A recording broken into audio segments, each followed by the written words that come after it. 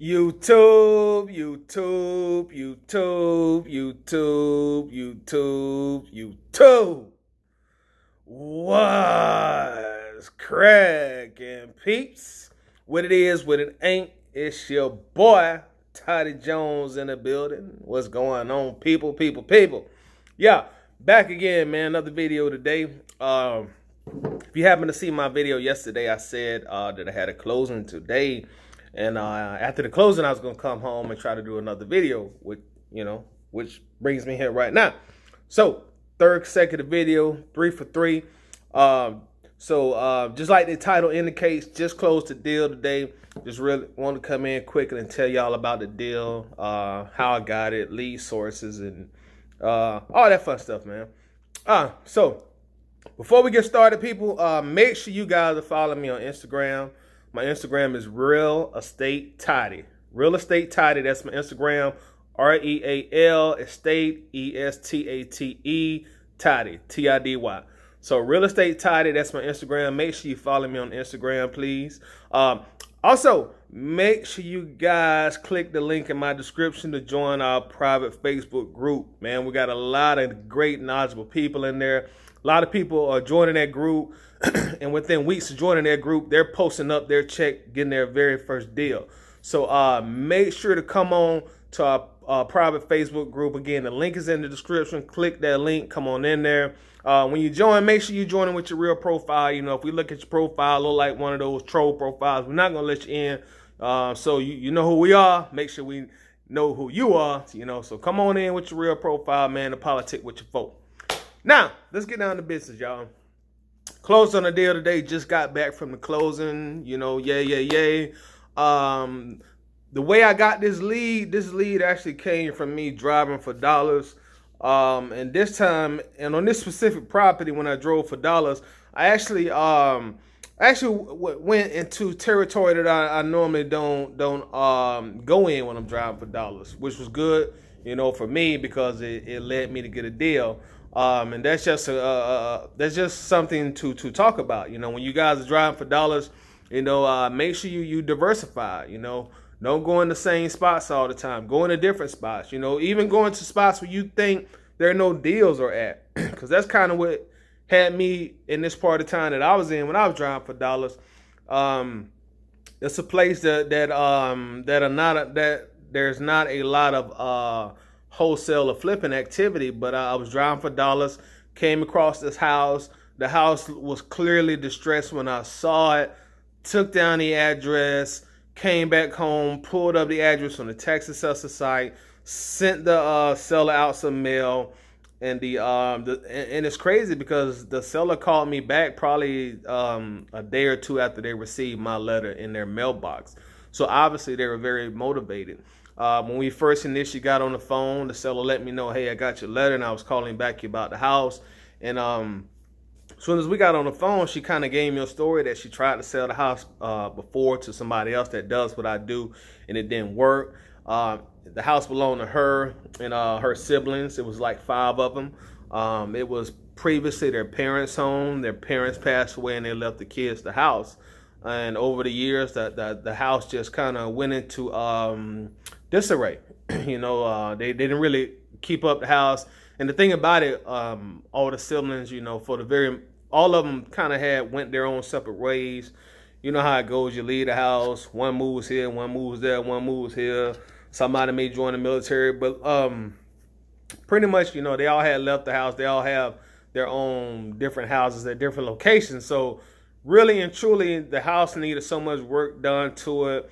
They were just really ready to sell it, get rid of it, and get what they could from the property, because all of the sellers were older. All of them were elderly for the very most part. So they had no plans at all to try to fix that house up and sell it themselves, or fix it up for someone to live in there permanently, or even fix it up to rent it. That's just not something that was on their platter. They were not interested in being landlords, and they were not interested in putting any money in the house.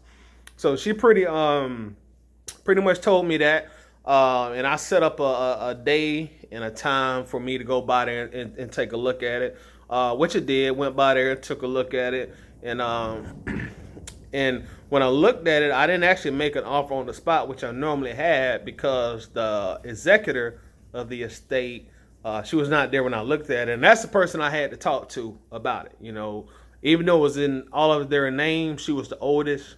She was the executor. And, you know, of course they all talked about it, but she was kind of like the person that was going to kind of spearhead the decision that they made. So after I saw the house, made her an offer, made an offer out to her. She told me how much that they were there, how much they wanted to get for it, and my offer came in just below that. So instead of coming up as far as my price went, you know, I was kind of adamant, like, hey, this is the amount, you know, I want to pay for it, you know, based on the repairs, you know, yada, yada, yada. And she said, okay, well, fine, cool. We would really like to get this amount for it, but, you know, I understand this is the amount you want to pay for it. Let me talk to my brother and my sisters, and I'll call you back tomorrow. Now, a lot of times when sellers say they'll call you back tomorrow, a lot of times they don't actually call you back the very next day. But she actually did. She called me back the very next day. She let me know that she talked to her siblings about it, and they were fixed on a certain price that they really wanted to sell it for, because it was 5 of them and they had to split the check 5 ways. So she was kind of set on a certain price that they wanted to get. So at that point, I went ahead and I relented. I said, okay, well, cool. I'll come up. I'll come up to this price that y'all like to get it for, and I'll pay for closing and all of that. And she was like, okay, well, great. You know, that definitely would work for us. Let her know that we need to sign a purchase agreement. We set an appointment where her and her 4 siblings would be there, and myself, and we'd all sign a purchase agreement.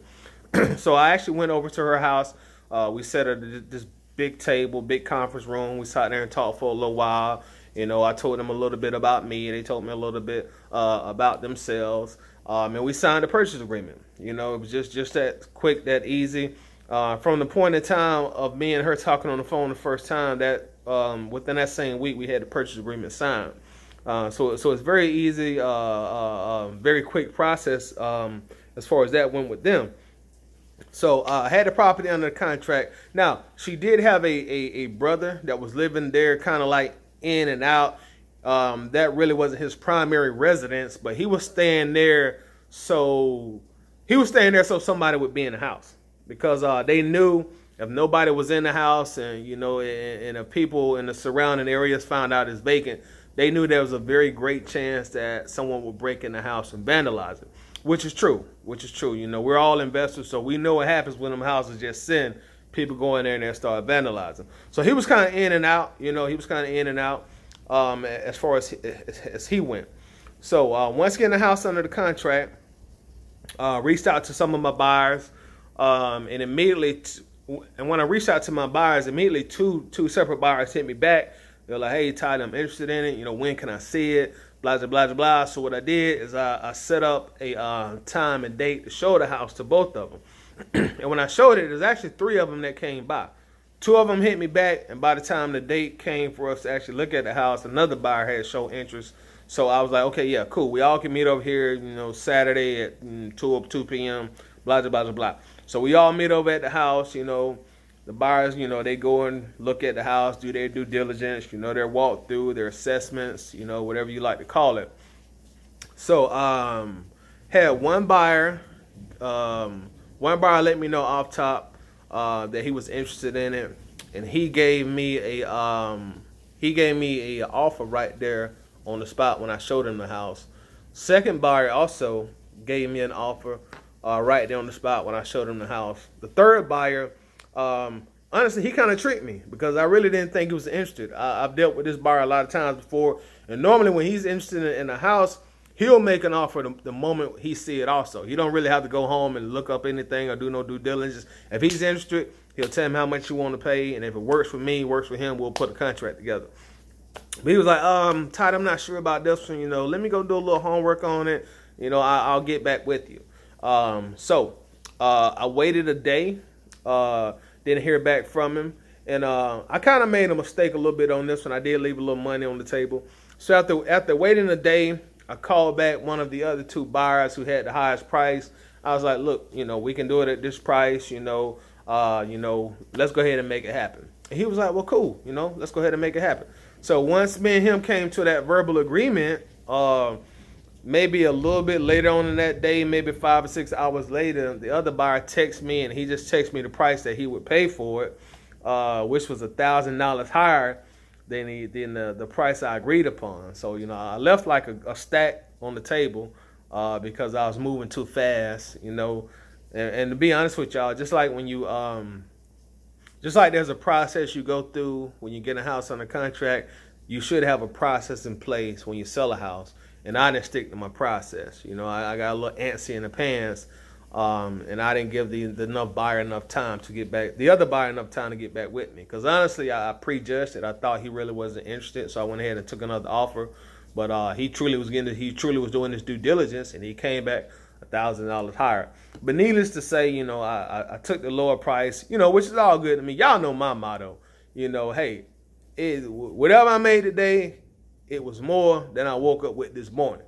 So I'm happy for it. I'm blessed. You know, it would have been great to get the higher offer, but that's how it goes sometimes. You know, that's how it goes sometimes. You know, maybe next time we'll do a deal together, and, you know, I'll get a little bit more on the back end. But we closed that today, guys. This one was really pretty easy for me. It really wasn't a lot of hard work or effort into this one. It was just being available to take the calls when they came in, and they were older brothers and sisters, so they did have a lot of questions. I talked to them a whole lot because they had a lot of questions. They was older, had to explain the process to them and all that stuff, how to get paid, how the lawyers work, how the title work goes. So I talked to them a long time, but above and beyond, y'all, this was fairly easy. Really wasn't hard at all. Again, it came from driving for dollars. And when them calling me back, just being available to pick up the telephone, you know. So make sure your availability is there. Make sure you're answering your calls, you're following up on your leads, you're doing your driving for dollars, and you know sometimes these things just fall in your hand, man. Sometimes they really do.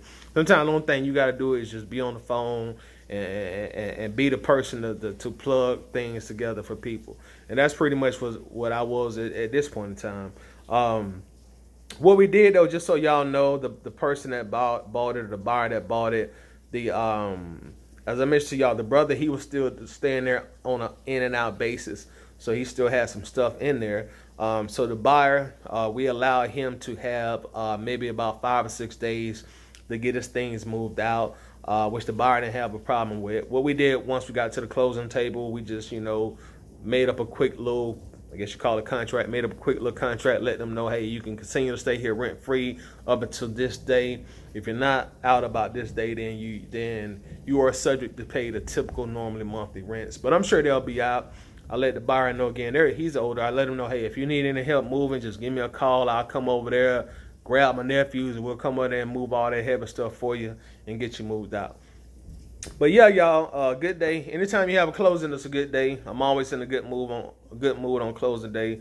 So good mood for me. Actually working on some mail right here now. So got a lot of stuff I got to get mailed out. This is a typical Monday for me. So after this closing, I really got a lot of work. I got to go look at another house here in actually about 20 minutes. Another house that I'm looking at, another brick house here in my market. Really hoping I can get this one under contract, guys. But yeah, got that closing today, man. Here go my paperwork from the closing. This is the HUD statement. You know, I know I've showed y'all the HUD before, but this is just essentially a receipt that a transaction took place today. So this is my HUD statement. Check should be in here somewhere. Here's my check right here. I'll deposit this into the bank sometime today. So just really want to tell you guys about that, man. Make sure you're following up on your leads. Like I said in another one of the videos, man, this is the moving season, guys. This is the season that us as wholesalers and investors, we got to be working our asses off, you know, on our grind, on our grizzly. So, you know, let's get it, you know, send out more mail, do more driving for dollars, talk to more people. That's really important. That's something I'm really working on within myself, to talk to more people every day. You know, the more people you talk to, the more opportunities you have. You know, how that old saying go, you miss the shots that you never take. You know, I'm sure y'all know the saying I'm talking about. But that's pretty much it, man. You know, just like, fellas, if you trying to holler at that lady, that honey, you got to shoot your shot, man. You got to shoot your shot. Because we already know as guys, it's very rare that they going to come at us. You know what I'm saying? So you got to shoot your shot, man. Even in real estate, you got to be out here shooting your shot. But I'm about to get out of here, y'all. I got an appointment I need to get to. As always, follow your boy on Instagram, Real Estate Toddy. That's my Instagram. I'm going to have that link in the private Facebook group. Y'all make sure y'all come in there and join the group, man. A lot of great networking going on in that group. This is probably going to be my last YouTube video for a good little while, y'all. Probably going to take a YouTube break. Y'all know how I do. So that's more the reason to go ahead and join that private Facebook group. You know what I'm saying? So go ahead and click the link, come in that group, and network with your boy. You know what I'm saying? Hey, but until the next video, until I see y'all again, y'all take care of yourselves. Be easy. Have a good week. I'm out of here. Peace.